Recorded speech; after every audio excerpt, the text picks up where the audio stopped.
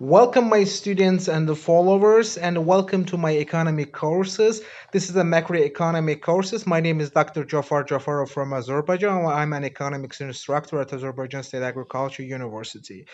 Okay, so today I'm going to conduct a presentation about the macroeconomic instability, cyclic development of market economy. Before starting my presentation, let's see our course outline.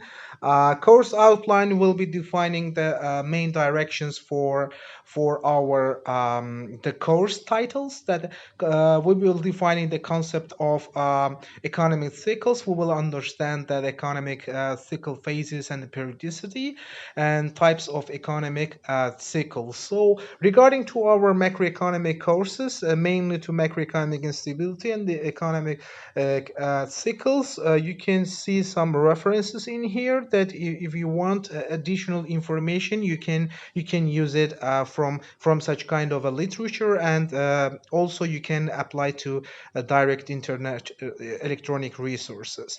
So, all right, let's start it to the business cycles that. In this video, I'm going to talking about the business cycles, often referred to as an economic cycles. Now, a business cycle merely represents a fluctuation and the business economy, business activity that an economy, whether it's in Azerbaijan, in U.S. economy, or another economy, experiences is over a period of time. Now, studying the business cycles or economic cycles is really helpful for a couple of reasons. That first of all, that which it is helpful for businesses or business owners or managers to be able to make the decisions regarding how to run the businesses. So you might see that the economy potentially is going to deep into a recession that might help into your decision making at whether to increase staff or whether to make investments into equipment or other things. Likewise, if you see that the economy is improving, is kind of coming into what we would call an expansion, you might make a decision to make the further investments to be able to kind of take an advantage of that expansion for individuals.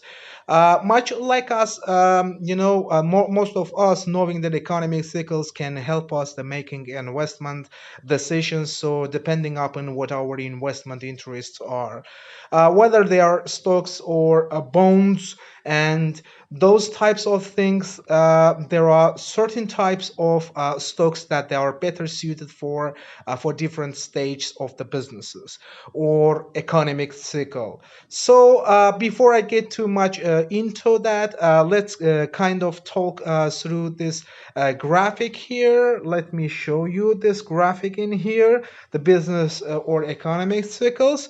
So you are looking at now, and so you can see here towards the left hand side of your screen on that axis, we have what we would call the real GDP.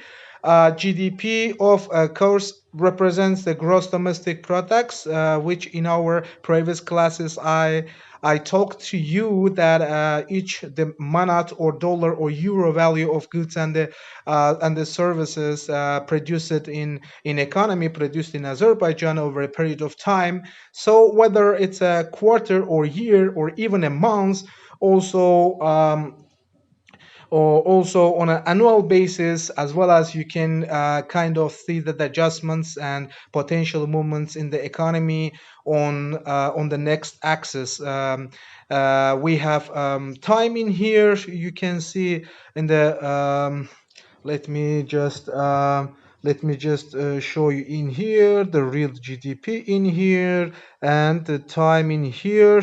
You can see, and so time, and so this is just a progressing forward. It's not a meant to donate any significant any particular period of time, just rather time in general. And then of course we have this trend line. You can see in here the trend line,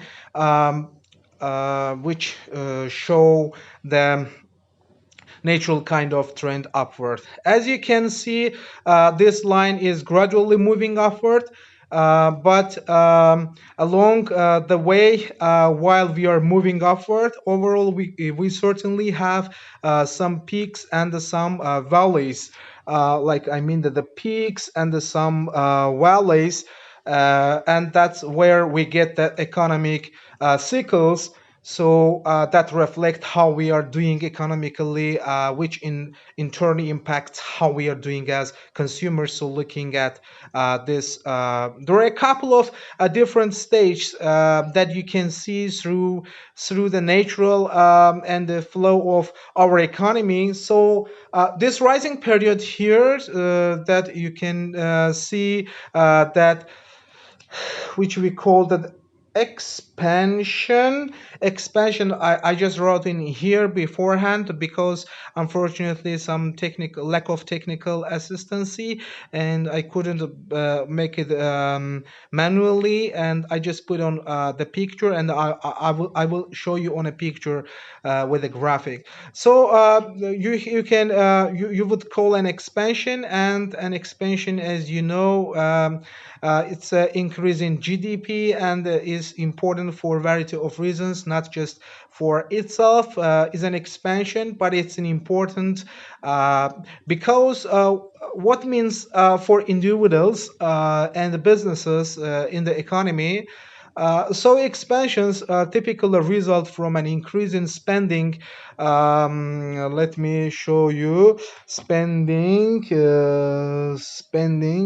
As you can see in here, the spending. So our economy, especially here in Azerbaijan, and this is a characteristics of most free market economics, as well as in largely is a sort of reliant on how much consumers spend. So I think about to sort role of GDP is based upon the consumer spendings. So when looking at these peaks and the valleys, you can usually look back and say, okay, what was the consumer spending like? And that's a pretty much the determining factor, because when there is an increase in spending, this creates a lot of opportunities, and this creates an opportunity for businesses, which in turn hire, produce more goods, make the investments, and then of course it further helps the consumers in the terms of employment. So commonly with expansions you see a couple of different things happen. You typically see the increases in employment, as you can see in my let me show you the in my following phases in here. The employment that typically increase the employment because it typically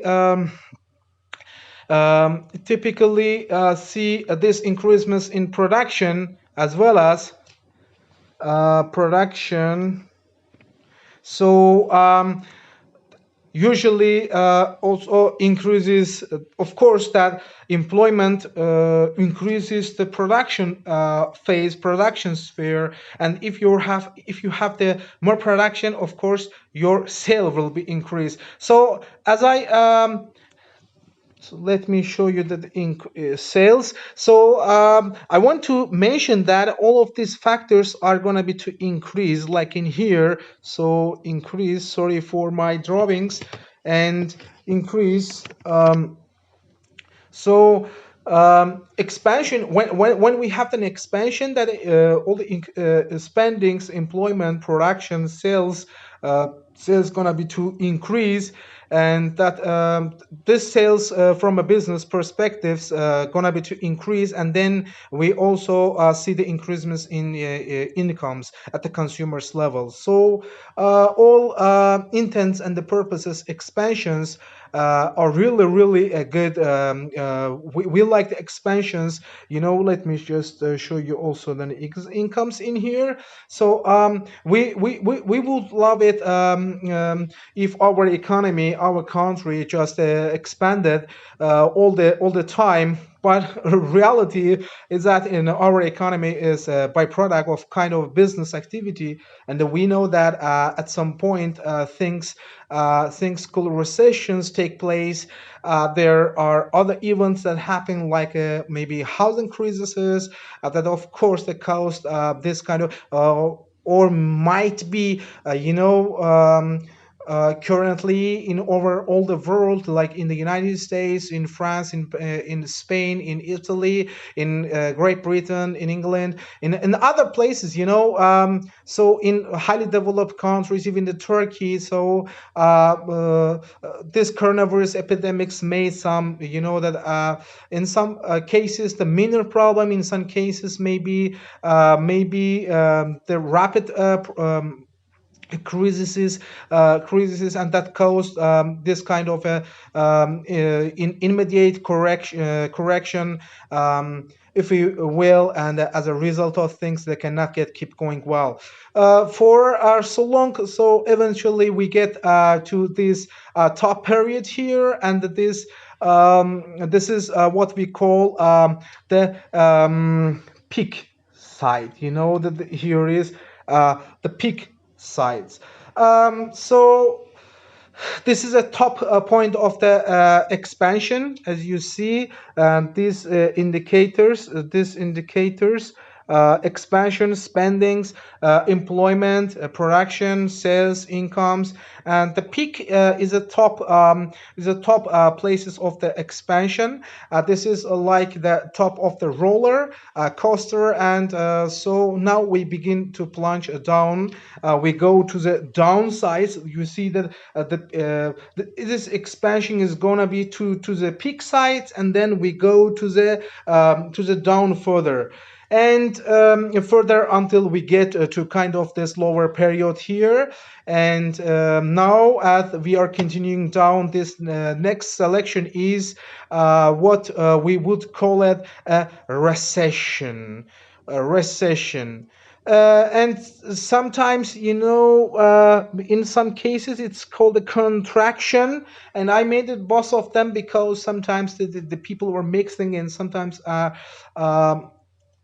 they misunderstanding that recessions and contractions. Rather generally speaking, this terminology is used most. Okay, a contraction. I made the contraction.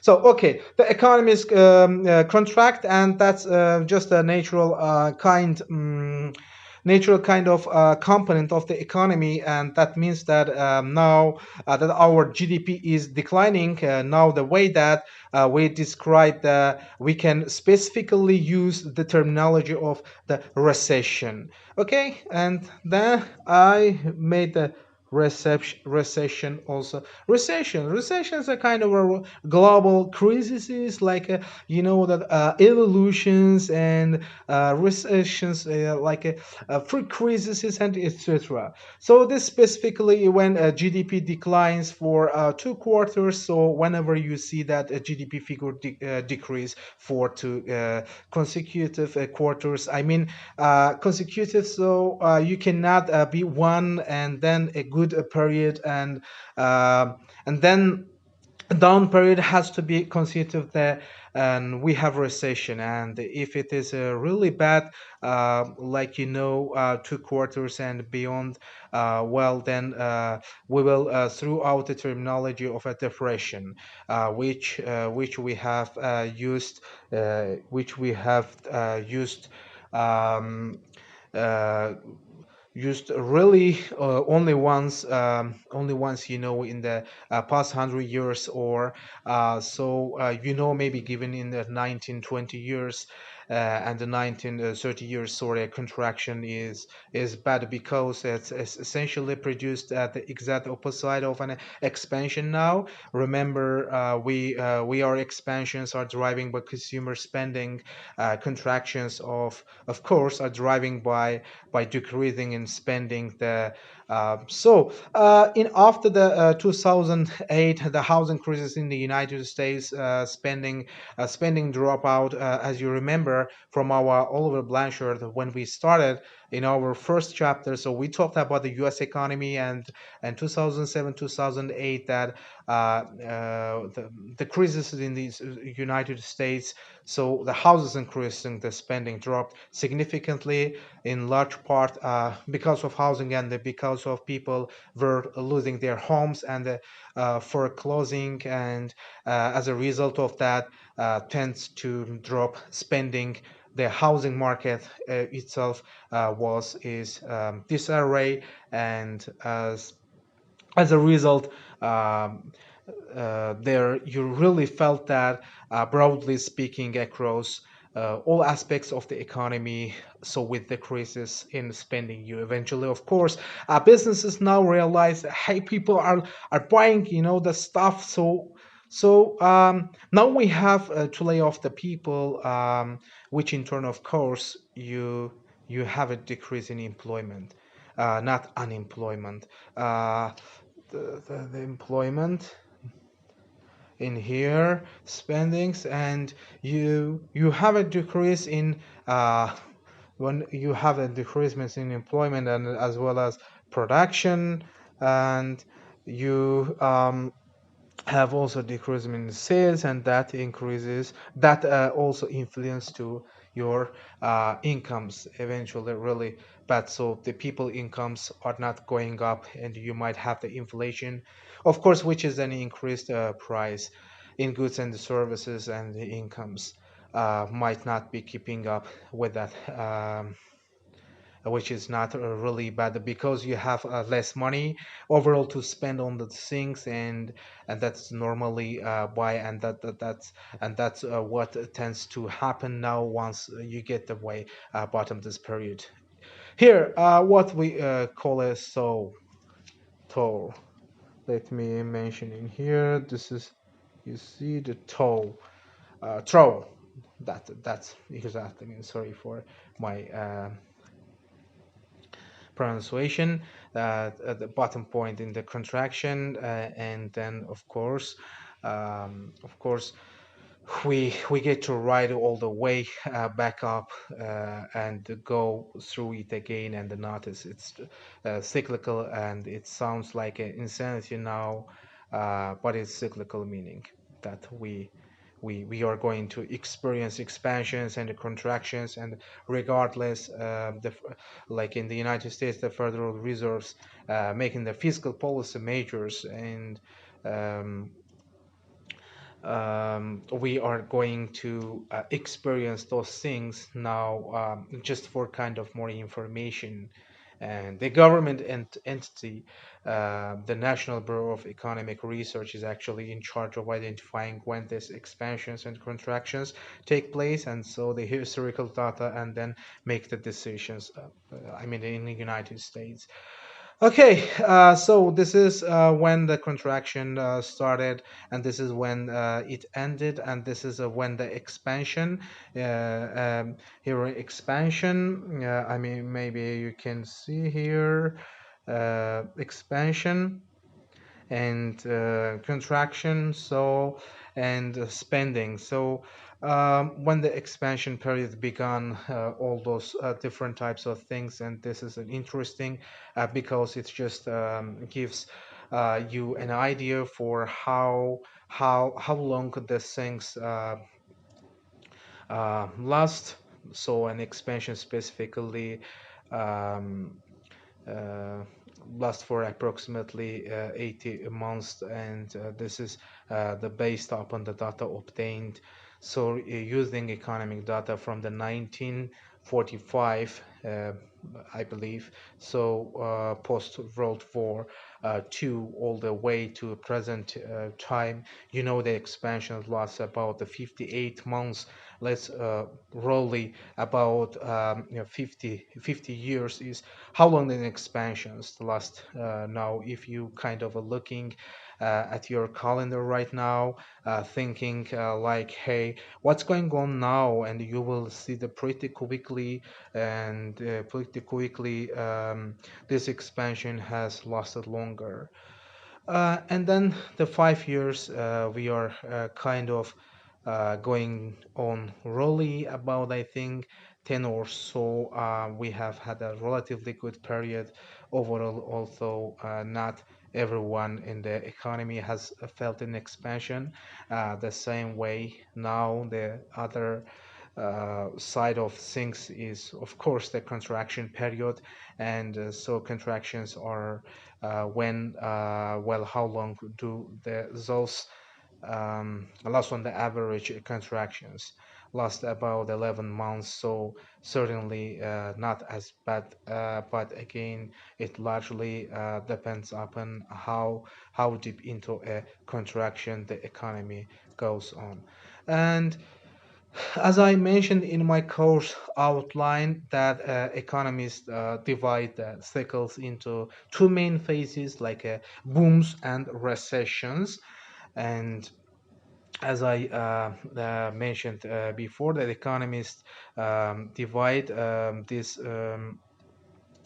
uh, phases into two parts, which I showed on your graph. Guys, associated with a strong economy, booms are measured as progressions above the long run, and this is mm, long run period. In contrast, recessions are characterized and whew, by below trend activity. So, guys, just a second, please. I need some water.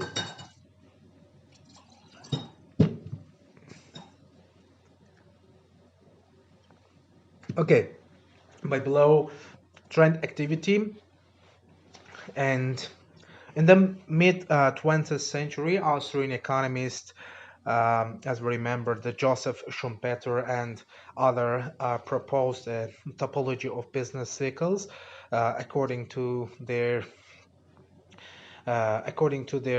periodicity, considered by some economists to be components of the harmonic series of economic cycles. The prominent ones include in descending lens, the Nikolai Kondratiev, uh, second, please. Okay, Nikolai Kondratiev uh, wave, which reflects the 45, as you see in here, the 45 to 60 years, a long technological cycle of 45 to 60 years, as I mentioned. And his initial Nobel Prize winning measurements determined a 58-year cycle based, and so this upon long-term agricultural prices and the wage, currently the wave has been adapted the major changes in technology. So the second one is the Simon Kuznets infrastructural investment cycle. Um, this cycle, which reflects changes that have a frequency of 15 to 20 years, 15 to 20 years. And the third cycle is Joseph Kitchen inventory cycle. This is 8 to 9 years in length, and the last one is uh, the Clement Jugular fixed business or investment cycle. Um, which averages that 3.3 years approximately. 3 point, the average 3.3 years. Um, J. Forrester, the German culture professor in the Alfred Sloan School of Management in the Massachusetts Institute of Technology, has spent 4 decades studying the business structure, economic cycles, and the national policy. And Within the past decade, Dr. Forrester and his colleagues have developed and assembled a system dynamics model of the national economy. So, guys, I hope you enjoyed my lecture. This is all. That was all about my macroeconomic instability and the economic cycle. So actually, there are lots of information on business cycle, but due to time limitation and so I wanted to make that a clear and short presentation on the um, on information. So actually, the line through the business cycle is known as a trend line, as I mentioned in my the first presentation. The trend line show that the economy is always moving the upwards or growing in the long term. The trade cycle is used to analyze the state of the economy. So in the United States, that follows the stage of the business cycle based on the growth rates of a quarterly GDP, along with the month-to-month economic indicators, including in Azerbaijan, uh, in our native country. So the business cycle based on the growth of the quarterly and annually GDP, along with the month-to-month economic indicators, the retail sales, level of industrial production, real personal income, like a personal incomes and employment. So actually, guys, this topic is so important. Let's make a summarizing and then make a conclusion. And business cycle graph starting from the boom, then go to the peak, and then go to the depression. Like I mean, like this peak, so um, recession and recovery. Like I mean, boom, peak, recession, depression, throw, recovery, peak, and such kind of expansion, book, recession, and depression. So in general, and throw and recovery. If we divide this graph into different parts, we can see the first the expansion, or somehow we call it boom, peak. Peak is a top place. Recession is downward, and the depression is a downstairs, like a down place, and throw and recovery. So if you tell me that, Dr. Jafar, so what kind of factors that affect into the trade cycle? First, the natural factors. I mean that two main factors are influencing to the economic cycles, like a market cycles. First, the internal factors, and second one is the external factors. Internal factors, it means that physical service life of the fixed capital or increase and decrease in personal consumption affects the production and employment, or maybe expansion of capital investment or expansion of production, modernization, creation of new workplaces. Such kind of factors are the internal factors, and the external factors are these external factors, maybe wars, revolution, or other political tensions, maybe adoption of maybe new political laws, new technologies, maybe public goods, innovations, or exploration of new gold and silver miners, and etc. These are the external factors that affect into economic cycle. So, guys, as I mentioned, some others are um, s- are dedicated themselves for exploring of the economic cycles like Karl Marx, Keynes, Schumpeter, Kondratiev, Kuching, and the others. They have tried to investigate the instability of an economic development and to reveal its legitimacy.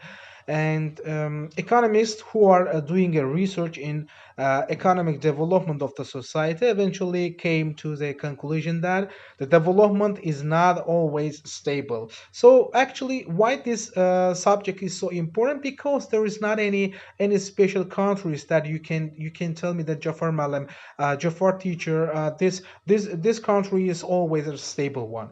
United States, not so much. England, not so much. France, no. As you see, that this is not the possible. The development is not always stable, even if it is going on the rising line. One of the characteristics features of any country's economic development is instability. So, in if we tell that a simple version, the instability economic development is a discrepancy between the demand and the supply. Okay, so economics. Um, um,